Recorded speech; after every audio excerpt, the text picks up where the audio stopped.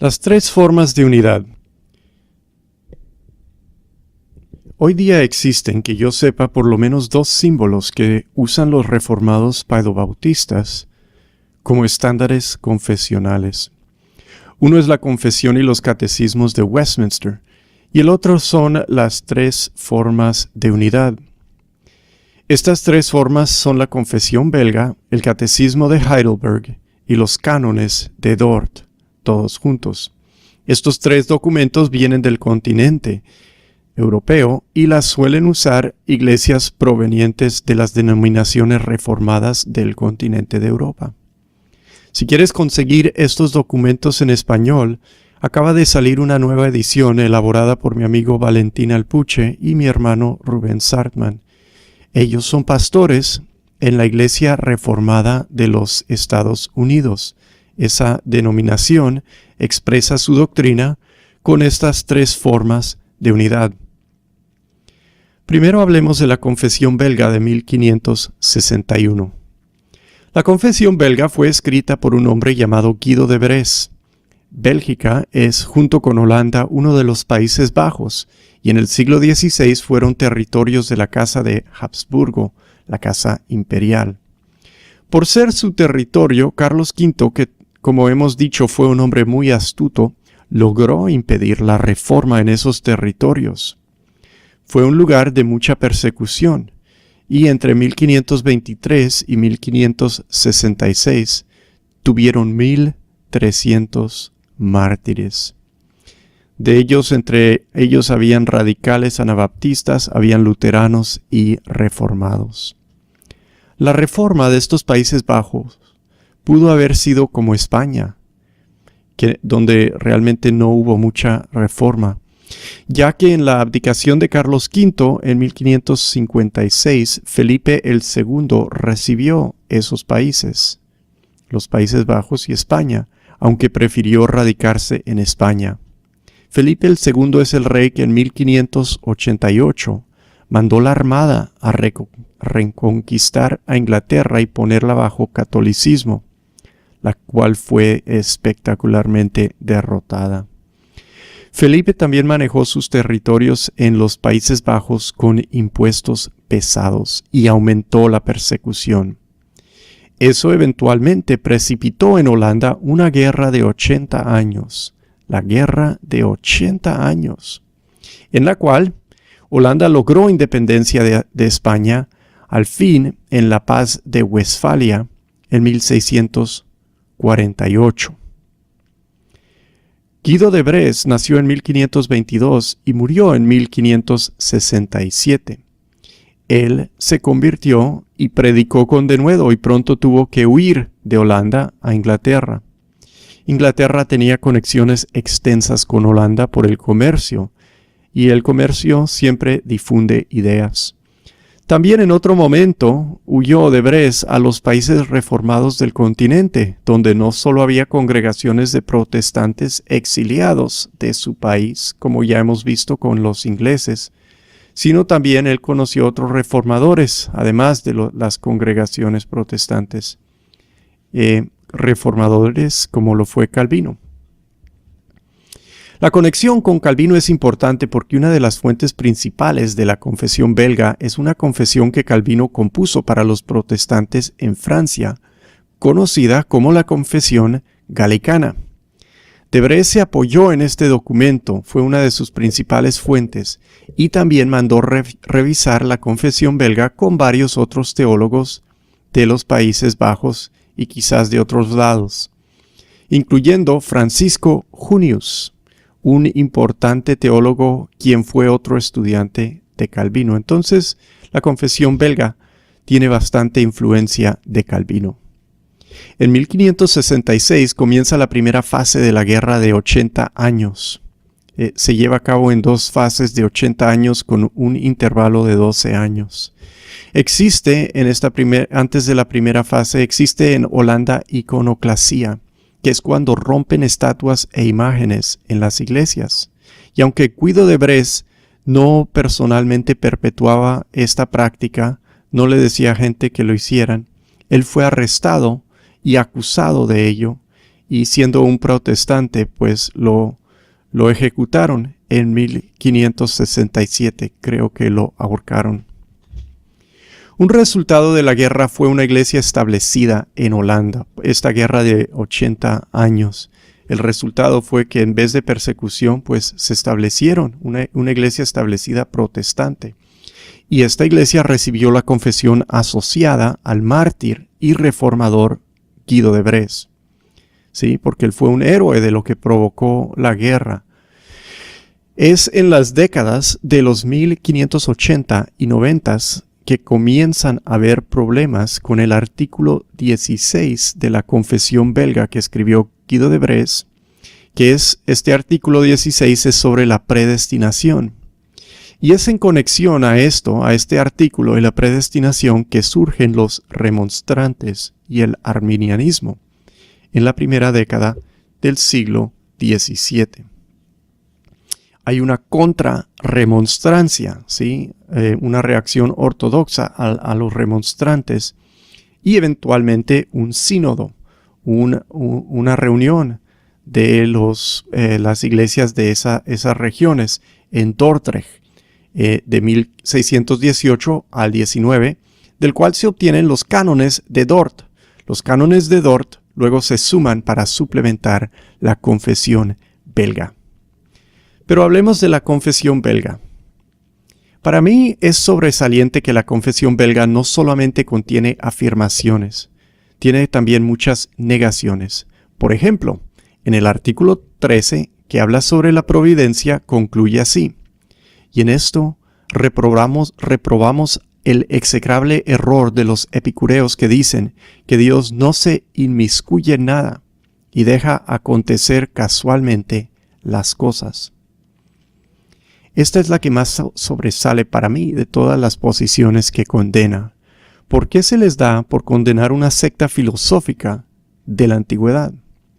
Creo que de Bresse se encuentra en una situación con tanta confusión y tantas variedades que le es necesario distanciarse de todos los errores posibles, sean bajos como lo es el anabaptismo o altos como una posición filosófica.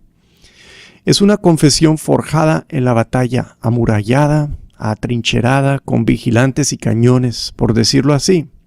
Igual que Cartagena, cuando era amenazada por ladrones y piratas. ¿Qué hicieron en esa ciudad? Pues hicieron una ciudad amurallada, vigilada, lista para la guerra, para repeler sus adversarios. Igual, así me parece es esta confesión. Recordemos que es en los Países Bajos que hubo mucha variedad, tanto que el anabaptismo más organizado y perdurable, el de Menno Simons, que tenía graves problemas teológicos. Menno Simons mismo, el Señor, tenía graves problemas teológicos, pero el anabaptismo que él organizó se logró ahí. Esa forma de anabaptismo sigue hasta hoy, se llaman menonitas. Y cabe decir que los problemas teológicos de Menno Simons no los perpetúan todos los menonitas. Hay menonitas que tienen sana doctrina, por lo general. Otra cosa que uno nota muy rápidamente de esta confesión es que incorpora lenguaje de la Escritura más que otras confesiones. Gran parte de algunos artículos son citas de la Biblia y el lenguaje de la confesión se vuelve el lenguaje de la Escritura. Está diciendo lo que dice la confesión y empieza a citar un versículo o un pasaje. Esto no es necesariamente mejor que otras confesiones. La idea es interpretar la Biblia y no repetir la Biblia. Por otro lado, sí entreteje lo que está explicando con la Biblia en forma que deja clara que busca sacar sus artículos directo de la Biblia.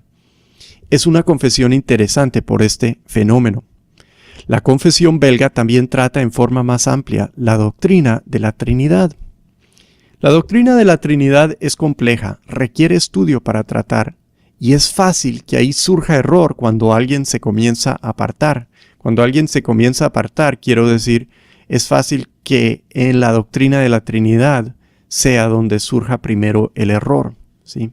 O cuando no tienen un cristianismo no suficientemente robusto, que es lo que encontramos en Holanda, y es a lo que se opone, yo creo, Guido de Bresse. Los artículos 8 y 9 tratan la Trinidad, y el noveno es larguísimo, larguísimo. Igual, los artículos 10 y 11 que tratan de Cristo y el Espíritu Santo tienen que ver con la doctrina, obviamente, de la Trinidad también. Entonces son 4 artículos en total y ocupan bastante espacio. Como dije, el artículo 9, que es larguísimo, tiene una pequeña demostración de dónde sacan la doctrina de la Trinidad usando el Antiguo Testamento junto con el Nuevo Testamento. Es inusual que una confesión explique versículos del Antiguo Testamento al exponer esta doctrina, la doctrina de la Trinidad, pero lo hace. Leo un trocito, la conclusión del artículo 9. Esta doctrina de la Santísima Trinidad ha sido siempre sostenida y mantenida en la Iglesia verdadera desde los tiempos de los apóstoles hasta ahora, contra los judíos, maometanos y algunos falsos cristianos y herejes como Marción, Manes, Praxias, Sabelio, Samosato, Arrio y otros semejantes, los cuales fueron justamente condenados por los santos padres. Por lo tanto, con respecto a este punto, aceptamos gustosamente los 3 sumarios de fe, a saber, el de los apóstoles, el de Nicea y el de Atanasio, así como también lo que fue resuelto por los antiguos en conformidad con estos sumarios. Ahí se aparta de todos los herejes tradicionales y apoya la confesión, los credos que conocemos, uniéndose así a la tradición de la Iglesia de todas las edades en cuanto a la Trinidad. Quiero concluir esta breve descripción de la confesión belga leyendo el excelente artículo 22 que habla de la justificación. Dice: nosotros que creemos que para obtener el verdadero conocimiento de este gran misterio, el Espíritu Santo enciende en nuestros corazones una fe sincera que acepta a Jesucristo con todos sus méritos, se lo apropia y no busca nada más aparte de Él, porque es necesario que todas las cosas que se requieren para nuestra salvación se encuentren en Jesucristo, de tal modo que si todas las cosas se encuentran en Él, aquellos que poseen a Cristo Jesús por medio de la fe tengan salvación completa en Él. Por tanto, para cualquiera que afirme que Cristo no es suficiente Salvador, sino que se requiere algo más aparte de Él, estaría afirmando una repugnante blasfemia, ya que esto significaría que Cristo sería solamente un Salvador a medias.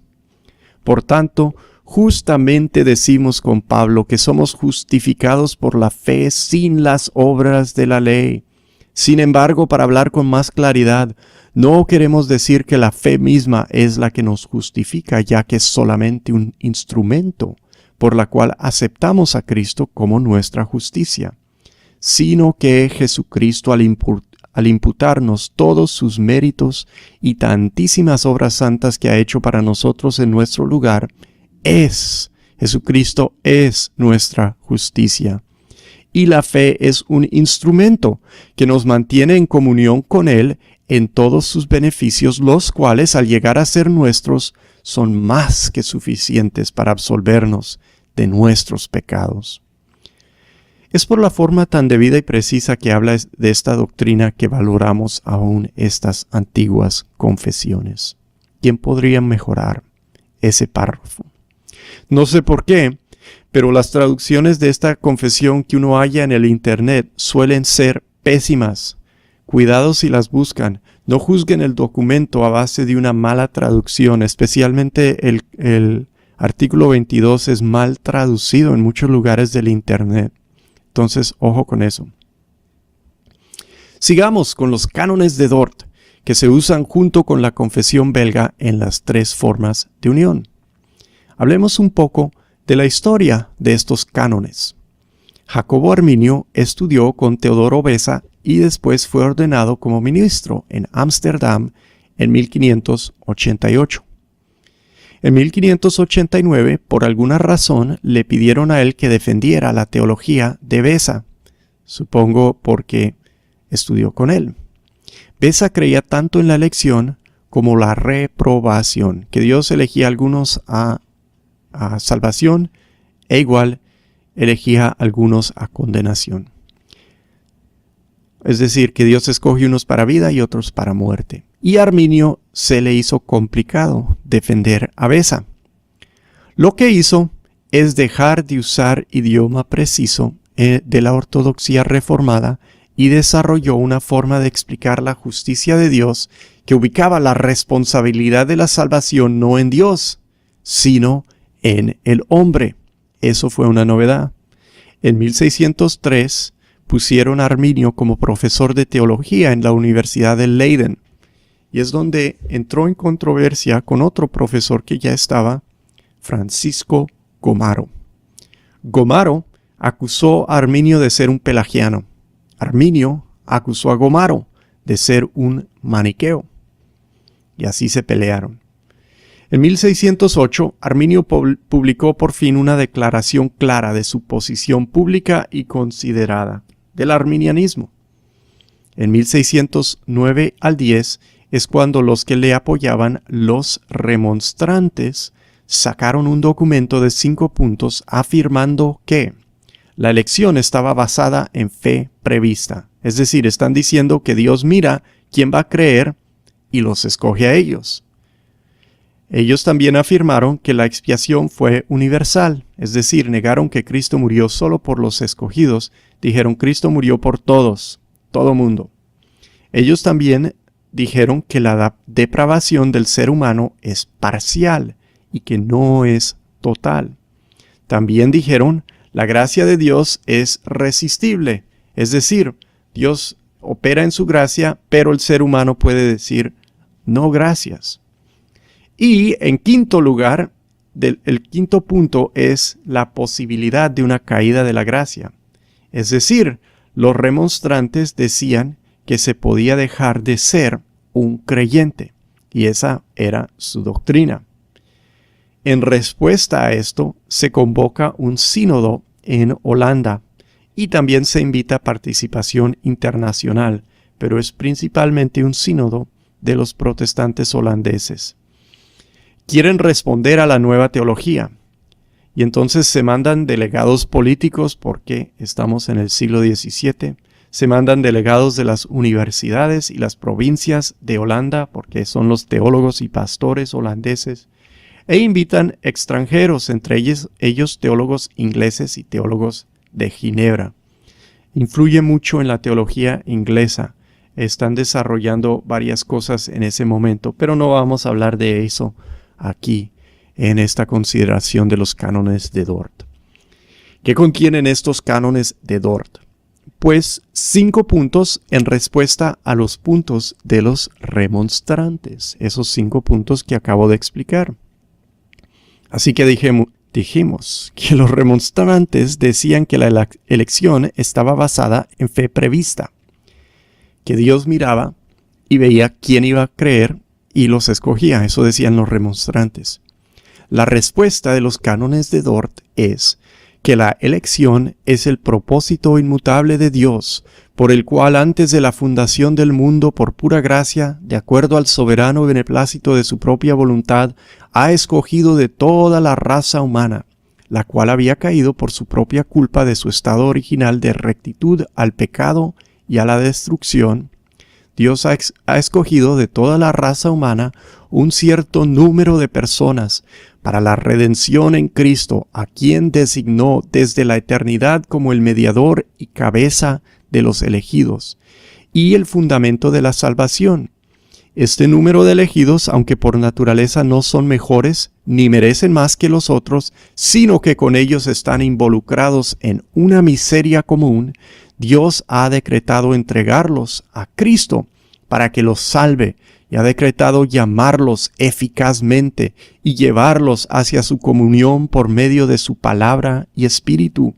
Ha decretado otorgarles la verdadera fe, la justificación y santificación, y habiéndolos poderosamente preservado en la comunión de su Hijo, finalmente ha decretado glorificarlos para la demostración de su misericordia y para alabanza de las riquezas de su gracia gloriosa. Todo eso es lo que dice en alguna sección de los cánones de Dort. Y realmente responde ahí casi a los 5 puntos, ¿verdad? Vemos ahí, lo principal es que la elección es incondicional. Que Dios no mira y ve quién va a creer, pero que Dios escoge y por eso creen. Vemos ahí que se relaciona con la teología del pacto, porque habla del mediador y del plan eterno de Dios, porque no es posible sacar estas doctrinas de su contexto teológico, y es parte del problema del arminianismo, que descontextualiza y recontextualiza la doctrina reformada, y a eso se oponían los teólogos en Dordrecht. La teología ortodoxa reformada, se puede decir, rechazó la alternativa arminiana.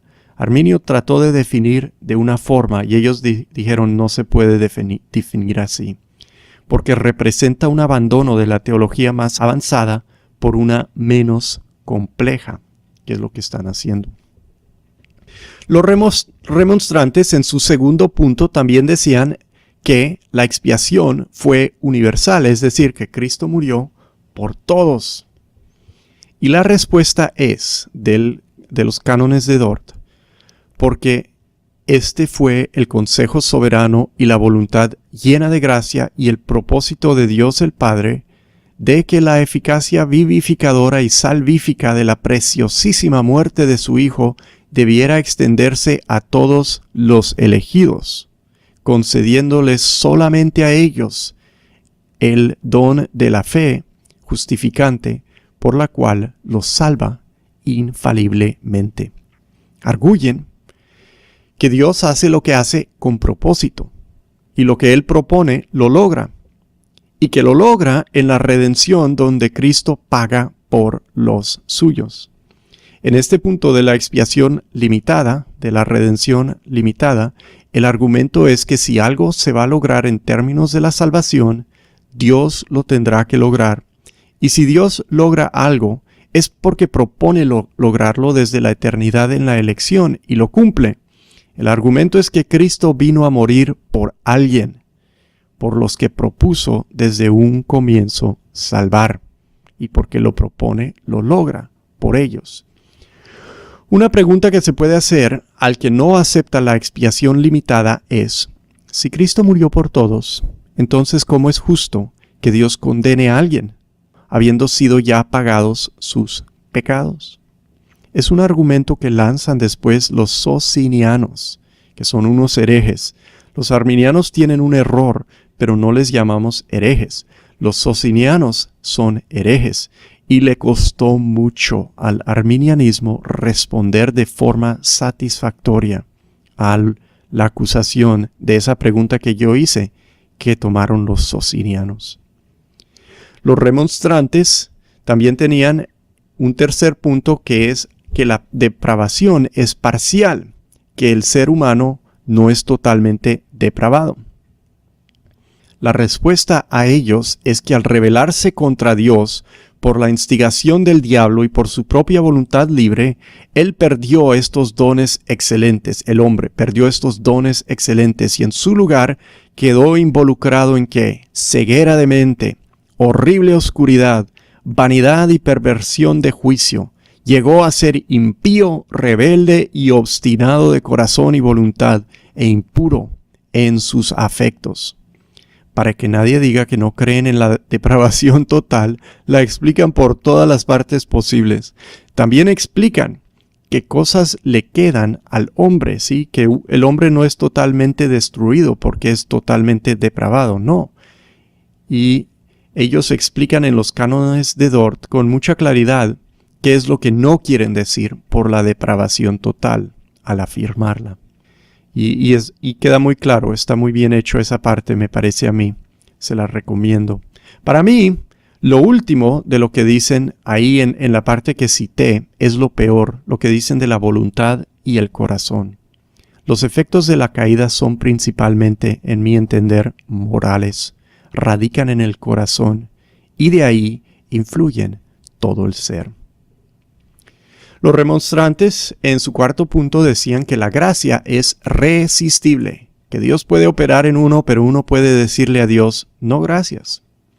La respuesta de los cánones de Dort es, Cuando Dios lleva a cabo su beneplácito en los elegidos, o produce en ellos la verdadera conversión, no solamente hace que el Evangelio les sea predicado externamente y poderosamente ilumina sus mentes por su Espíritu Santo para que puedan entender correctamente y discernir las cosas del Espíritu de Dios. No solo eso, sino que por la eficacia del mismo Espíritu regenerador, Él penetra lo más profundo del hombre, abre el corazón cerrado y suaviza el corazón endurecido, y circuncida lo que era incircunciso, infunde nuevas cualidades en la voluntad, la cual, aunque hasta ahora muerta, la revive. De ser mala, desobediente y obstinada, la vuelve buena, obediente y flexible. La acciona y la fortalece para que como un buen árbol pueda producir los frutos de las buenas acciones. Si ven lo que está diciendo de la voluntad, que le prediquen a alguien no lo niega el arminianismo, que le llegue así la obra de Dios. Ellos no niegan que hay que predicar. Que el Espíritu Santo ilumine, tampoco lo niegan, que el Espíritu Santo ilumine la mente. Ellos no niegan eso. Pero en cuanto a lo más profundo, lo que se hace en el corazón, lo que quiere y desea una persona, es ahí que se necesita gracia irresistible. Es el querer de estas cosas en el que radica nuestra incapacidad. Es donde estamos como Lázaro en la tumba muertos y nos tiene que llamar una voz que ni un muerto pueda resistir. Y ese es el llamado eficaz de la gracia irresistible. Los remonstrantes, en su último punto, decían que la posibilidad de una caída de la gracia existía para el creyente, que uno podía creer y luego dejar de creer.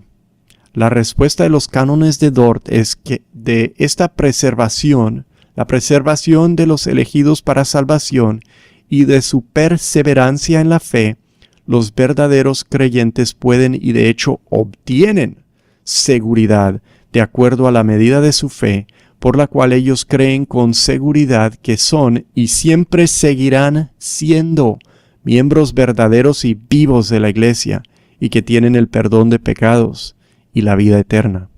La perseverancia de los santos, de los verdaderos creyentes, es una obra de Dios, que Dios logra porque Dios la comenzó y Dios no deja medio hechas sus cosas.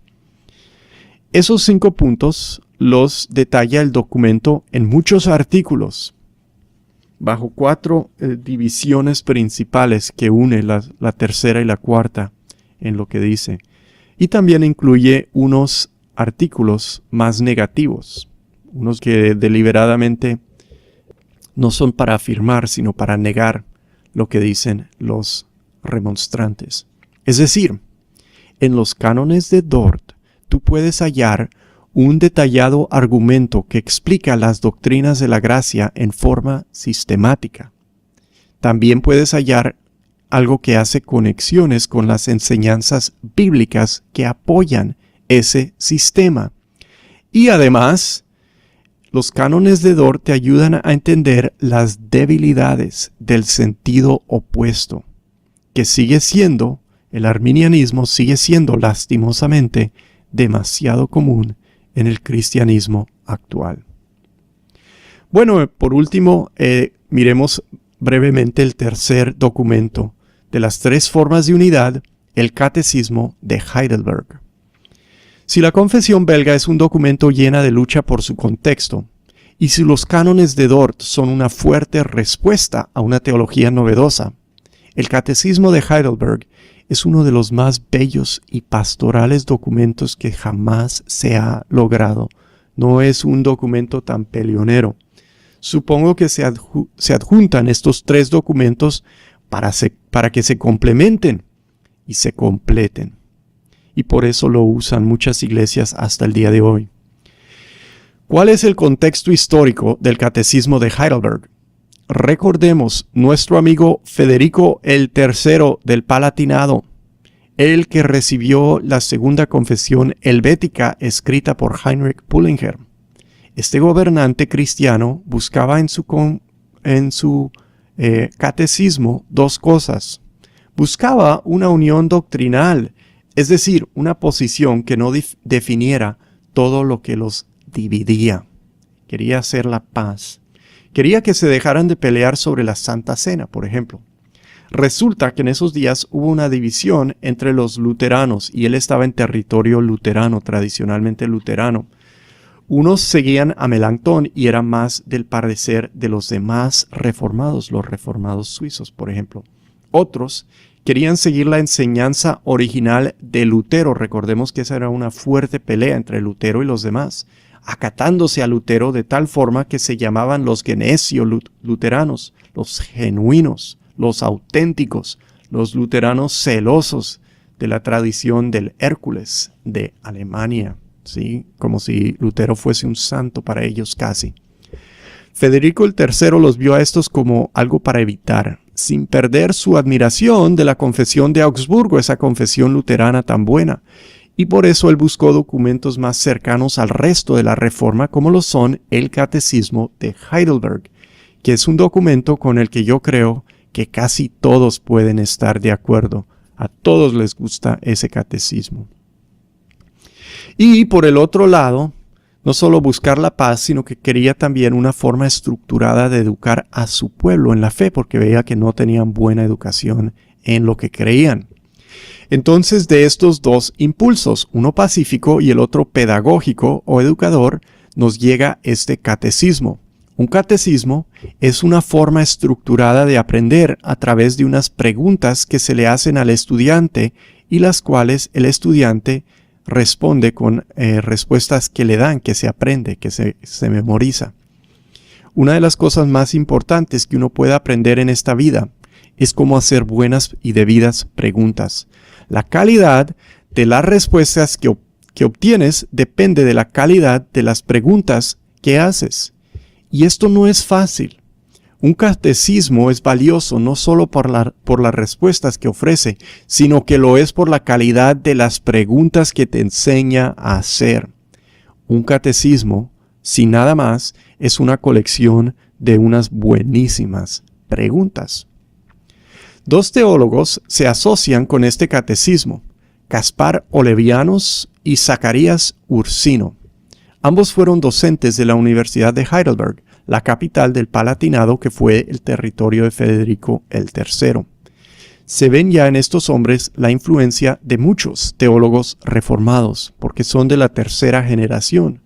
No es que solo estudian con uno, pero que estudian a todos, porque tienen sus libros y pueden escoger, evaluar, concluir y así lograr una teología aún más desarrollada. Ya estamos en una etapa de consolidación en los años 1560 y es por esto que los documentos de esta década exhiben una madurez teológica que las han hecho durar. Se cree que el autor principal fue Ursino, aunque se debate, quien también escribió un comentario sobre el catecismo que usan para estudiar el catecismo muchas personas. ¿Cómo es estructurado el catecismo de Heidelberg? En primer lugar, podemos ver una estructura de 3 partes. Hay una introducción con la maravillosa primera pregunta que todos conocen. Y la segunda pregunta nos da la estructura del resto del documento. Esta es la segunda pregunta. ¿Cuántas cosas son necesarias que tú conozcas para que puedas vivir y morir felizmente en este consuelo? El consuelo de toda tu vida y en vida y muerte de la primera pregunta. Bueno, ¿cuántas cosas son necesarias para esto? 3 cosas, responde. Primero, la grandeza de mi pecado y miseria. Segundo, cómo soy redimido de todos mis pecados y miseria. Tercero, cómo debo agradecer a Dios por su redención. En la respuesta está la estructura de todo el catecismo. El pecado primero, la redención segundo y la gratitud o la vida cristiana tercero. El catecismo está estructurado de tal forma que pedagógicamente conduce a un entendimiento protestante de la relación entre la fe y las buenas obras. Una pregunta muy importante, una relación que toca entender bien. Esto se debe a que la Reforma desarrolló la teología de la salvación en cuanto a la justificación y por eso es una teología, por ser desarrollada de lo que antes no estaba desarrollada, es una teología más compleja. Por ser compleja, requiere más pedagogía, más enseñanza cuidadosa para captar y para retener. Y para entender la teología reformada, especialmente la salvación, hay que entender la doctrina del pecado con claridad, para proceder de ahí a lo que es la salvación realmente, y fluyendo de esto, sabiendo lo que realmente es la salvación, entender que de gratitud a Dios y por la obra de Dios en nosotros es que fluyen en nuestras vidas las buenas obras. El catolicismo te dice, el católico romano te dice que las buenas obras son la parte que tú traes a la salvación. El protestantismo no dice así, sino que dice que las buenas obras son la evidencia de la obra de Dios en tu vida y son el fruto de la justificación y no son la base de tu justificación. Y es por eso que tienen que explicar todo eso con cuidado y con detalle, y el Catecismo de Heidelberg te ayudará a ti y te ayudará a enseñar eso a tus hijos, a tu congregación, a la gente que conozcas que está luchando con esa relación. Voy a leer lo que dice la pregunta 60, que explica la justificación y es muy bueno. Pregunta así: ¿cómo eres justo delante de Dios? Y responde así: solamente por la verdadera fe en Jesucristo. Es decir, aunque mi conciencia me acusa de lo que he pecado gravemente en contra de todos los mandamientos de Dios y nunca he guardado ninguno de ellos y siempre estoy inclinado a todo mal, no obstante, Dios, sin ningún mérito mío, por pura gracia, me otorga e imputa la perfecta satisfacción, justicia y santidad de Cristo, como si yo nunca hubiera cometido ni tenido ningún pecado, y como si yo mismo hubiese cumplido toda la obediencia que Cristo ha cumplido por mí, si tan solo acepto tal beneficio con un corazón creyente. Ahí vemos la importancia de hablar del pecado para entender la salvación, ¿verdad? También, en cuanto a la estructura del catecismo, podemos decir que está dividido en 52 partes. Una tradición de las iglesias que usan estos documentos como su confesión es que tienen predicación según el plan del catecismo. Predican los temas que toca el catecismo para así poder dar enseñanza más amplia sobre todo lo que aprenden ahí y darles substancia exegética a toda esta teología, exponiendo sus bases bíblicas en una forma más amplia. Así que tienen una parte del catecismo que corresponde a cada semana del año, y en los cultos de la tarde o en la escuela dominical, estas iglesias tocan la parte del catecismo que es de ese domingo. Esto es muy útil y sirve como guía para cualquiera, estas divisiones en 52 partes, para cualquiera que con tranquilidad quiera leer este documento domingo por domingo para conocerlo. O se puede usar para enseñar a los niños, dándoles la parte correspondiente para que se lo graben por la semana y lo presenten, por ejemplo, en la escuela dominical o haciéndolo en el hogar, como devocional. El niño o el adulto, porque no es simplemente un documento para niños, sino que Federico III lo mandó a hacer para enseñar a todo su pueblo. La persona que se aprenda estas preguntas y respuestas va a tener muy sana teología memorizada. Notemos por último la forma en que se expresa este documento. No siempre habla en singular. A veces habla como las demás confesiones en plural. Dice nosotros creemos, pero sí tiene momentos en los cuales habla en singular. Yo creo. Esto le da un sentido más íntimo, un calor que es muy protestante. Estas son cosas del corazón, cosas que un individual presentándose ante Dios debe creer. No existe para mí en toda la literatura teológica un párrafo más bello que aquel con el que comienza este catecismo. Cuando pregunta cuál es tu único consuelo tanto en la vida como en la muerte, mira cómo lo dice, en términos de consuelo por la miseria del pecado. en esta dura vida de pecado, miseria y sufrimiento, ¿cuál es el único y verdadero consuelo? ¿Qué realmente te puede consolar? Esto no lo dicen cristianos de religión ligera, ni de gracia barata. Lo dice la experiencia de la lucha, de la reforma, gente perseguida, sin garantías de seguridad muchas veces, que sufrieron por Cristo. Ese también es el valor de un documento así. ¿Cuál es tu único consuelo en vida y muerte? Responde que yo con cuerpo y alma, tanto en la vida como en la muerte, no soy dueño de mi vida.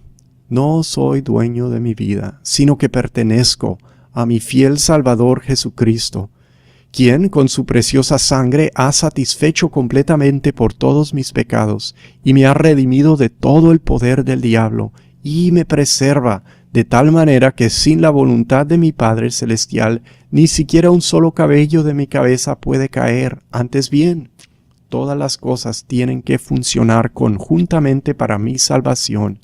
Por esa razón, por su Espíritu Santo, Él también me asegura la vida eterna y me dispone y prepara de todo corazón para vivir de ahora en adelante para Él.